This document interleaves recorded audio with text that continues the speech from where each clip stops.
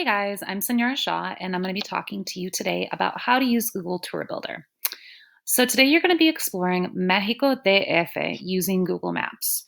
You will have a document up in front of you that looks like this that you'll get out of your Google Classroom, and you'll notice that there's a link right here, which you'll open in a moment. The first thing I want to show you is how to move your person into map zone and then how to exit Street View, and then basically an overview of what you're going to be doing. So make sure you watch all this video so that you know how to do all of your assignments this week. So go ahead and click that link, which will open up basically Google Maps. And I've noticed that this opens a little bit differently for everybody. So for me, it opened up pretty well. This one that you see down here, the furthest southernmost one, you're going to want to move away from that. The first step is actually in here, but I usually have to zoom in a little bit.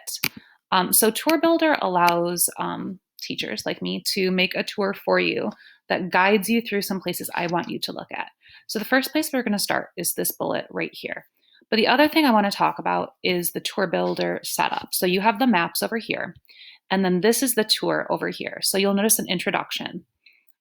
There's actually 8 slides in this introduction. So I want you to read through this and then click next. There's a YouTube video. And again, you might have to keep zooming into it, and I'm sorry about that, but I don't know why it does that. On your Tour Builder guide sheet, there's this part called a scavenger hunt. And what I find is that my students usually really focus on that part, but actually that's not what I want you to do. I want you to just look for these places as you move through the rest of your tour. So some people really hyper focus on these lugares and the transportation that they're looking for without realizing that they're actually just supposed to be doing like A and B and C and then looking for these things as they go. So don't feel like you have to go on a search for these things. Also, usually how I have my students notate that they've found these things is to write an address or say what street it's on or describe it or say the name. And you may not find any of those things. So feel free to just describe it or what it's next to. We just want you to keep a lookout for those things. Same thing with transportation. Just keep an eye out for those types of transportation as well. So the Tour Builder really starts here with the introduction. And you're going to find the answers for these right in the Tour Builder. So you'll watch this video. There's actually 2 videos, and then it'll take you through these places. So the introduction's right here. Read through that. The Zocalo is it says in the Zocalo part on the Tour Builder, it says, ¿Qué modos de transporte usa el chico? Hay 3. There are 3. So you'll have to watch the video to see that. So the way that, and it also says, when you enter Google Street View, what are 3 things that you notice or see? So let's talk about how to get into Street View. So here you have this little yellow guy. You're going to want to take the little yellow guy and drop him. But before we drop him, I'm dragging him right now so I can move him around. If you drop him on a road, you'll be allowed to move throughout the city. And that's really how I expect you to move through and look through the city.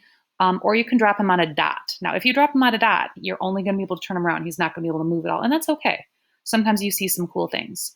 So I'm going to drop him. And what's cool about Google Tour Builder is they constantly are updating these maps. And so the pictures that you see today, if you came back into this 6 months from now, it might look totally different. So I'm dropping them into Google Tour Builder, into the Street View. Right now, it looks like they've got a bunch of stands set up. We'll talk more later about what these are. So I can actually kind of like move around right here. I can't get too far. It's letting me walk. So I'm right now using my arrow key to walk. So you can move through and walk through through the Zocalo, and you can see the buildings that we learned about earlier and that you'll learn more about later. To exit Street View, go back to exit Street View. So you could write down something you see here.